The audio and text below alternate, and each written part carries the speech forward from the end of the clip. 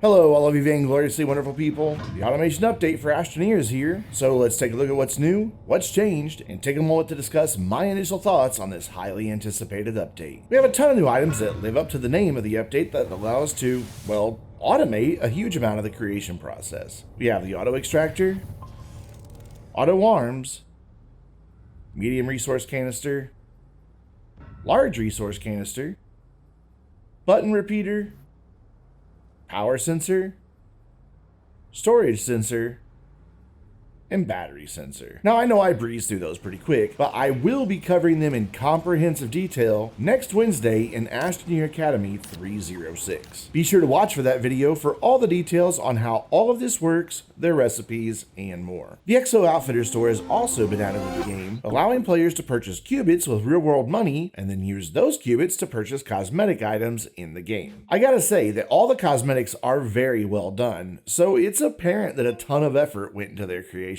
Many players do feel that the prices are a bit high, however, so time will tell how successful this endeavor will be. Personally, I hope that System Error earns truckloads of cash off of this, and we'll talk about why in just a moment. Several items have been updated to work in conjunction with automation. The chemistry lab can now be toggled on and will stay on until it's turned off. Changing recipes will turn it off, and you can use sensors and repeaters to turn it off and on. Once it is turned on, it will continuously craft the current recipe until you turn it back off or it runs out of resources. It has also been updated to pull resources from your backpack only when you turn it on instead of when the control panel is open. The research chamber can also be toggled on and it will stay on until you turn it off, and it too can be toggled off and on with the sensors and repeaters. If you place a researchable in it while it's turned on, it will automatically begin research. Should it lose power, you won't have to restart it. It'll just automatically restart when power is restored. And finally, and most importantly, the research chamber will no longer destroy a researchable if you cancel the research job. The atmospheric condenser can be toggled off and on with sensors and repeaters, and it will stay on until it's turned off. You will see a slight pause until the gas canister is removed by the player or an auto arm, or until it slots over to storage. The smelting furnace has finally been updated to stop making messes, so it won't drop refined resources on the ground anymore. Instead, it'll pause until the output slot is cleared. And of course, it can be toggled off and on via repeaters and sensors. Likewise, the soil centrifuge,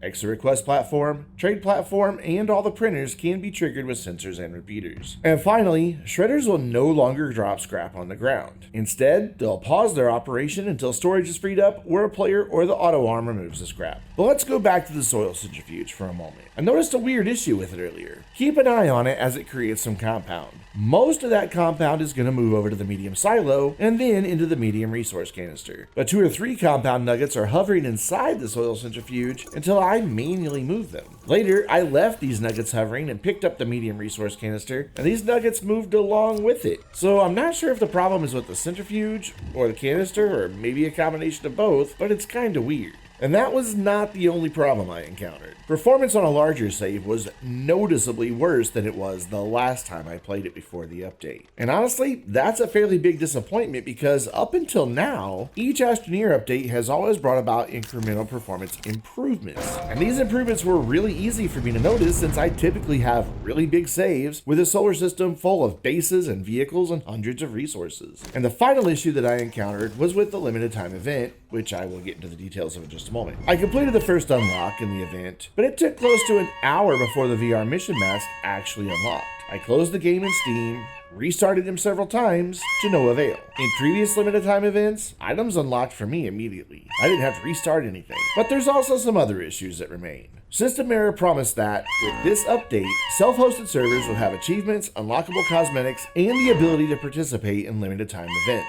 But, according to reports from players, that's not happened. Beyond that, the Xbox update was not released at the same time as Steam, even though we were told it would. Now look, I understand that things happen at the last minute that are outside of System Error's control, but here is the big problem with this. Xbox players now can't join the Trido servers because their game is recognized as being the incorrect version. And you know, crossplay with the Xbox and Steam users is one of the biggest selling points of getting in a Trido server in the first place. Until the update drops for Xbox, this is going to be a problem. And of course, don't even get me started on the absolutely terrible performance of the game on the Nitrado servers when more than 2 players are connected. Let's just say it's unplayable and leave it at that. But all of this brings me back to why I hope System Error makes a ton of cash with the EXO Outfitters store. They are a small studio. ambitious, but small. And that limited staff size means that there's only so much that they can focus on at any given time. They have an incredibly skilled and talented staff, but you can only stretch that skill and talent so far. And that situation brings us to the reality of all the various issues I just listed off. Like I said, I hope they make truckloads of cash from selling cosmetics just so that they can go on a hiring spree and hopefully bring their staffing levels in line with their ambitions. So with all of that out of the way, let's talk about the limited time event,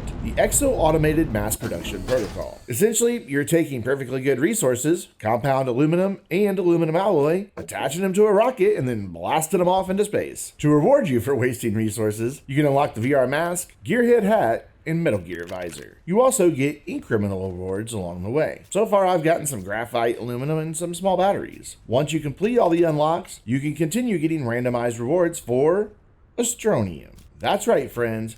Astroneer finally has a use. Granted, it's a limited time use and we still can't use it to craft anything, but at least you can essentially now trade it for some freebies. Other details worth mentioning surround the research catalog and printers. Several objects, which are currently listed on your screen, have moved to a different page of the research catalog. And all of the items on this list have had their crafting recipe changed. And all the items that you see here have had their byte cost updated. It's going to take a while to adjust to all these new byte cost recipes and research catalog updates for sure. There were also numerous bug fixes for various modules, multiplayer games, including on dedicated servers, and other general bug fixes. Be sure to hit up the patch notes on Reddit for all of the details. Before I wrap it up, I want to share my thoughts on the update. As we've already learned, this is just the first of 2 planned automation updates. As such, I'm really excited to get into it and start automating the production of massive amounts of resources that I like to hoard. And when the next update drops with logic gates, oh my god, that's going to totally revolutionize everything. While today's update has not been without its own issues, it has already opened up an entirely new way to play the game. Or maybe that's how the game play itself. Yeah.